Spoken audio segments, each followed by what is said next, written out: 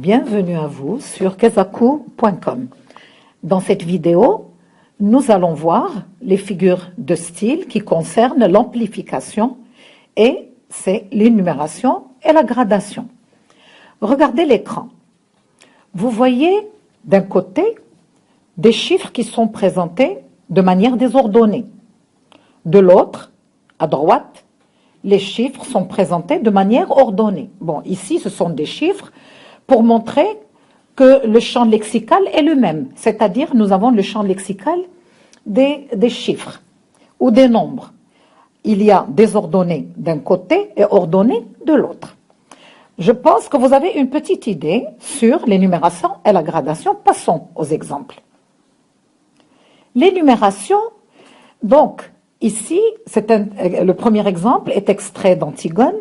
Maintenant, tout est rose, jaune, vert. Qu'est-ce que nous avons? Le champ lexical des couleurs.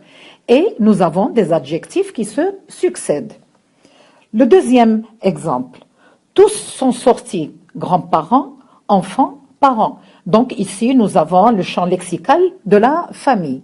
Donc, comme vous pouvez remarquer, l'énumération est une figure de style qui consiste en la succession de termes de même champ lexical, c'est-à-dire des verbes, des adjectifs, des noms ou autres, comme nous venons de voir dans ces exemples.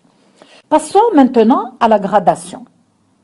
La gradation, c'est également une succession de termes, de noms ou de verbes, mais au lieu qu'ils soient présentés de manière hasardeuse, ils sont présentés de manière ordonnée. Alors, ordonnée, soit dans l'ordre croissant, c'est-à-dire du plus grand au plus petit, du plus intense au moins intense, ou le contraire, du moins intense au plus intense, et on peut les appeler gradation ascendante, descendante ou bien croissante, décroissante. Regardons les exemples. Je meurs, je suis mort, je suis enterré. Ceux qui ont lu l'Avare de Molière, ils pourront reconnaître cette phrase exprimée par Harpagon.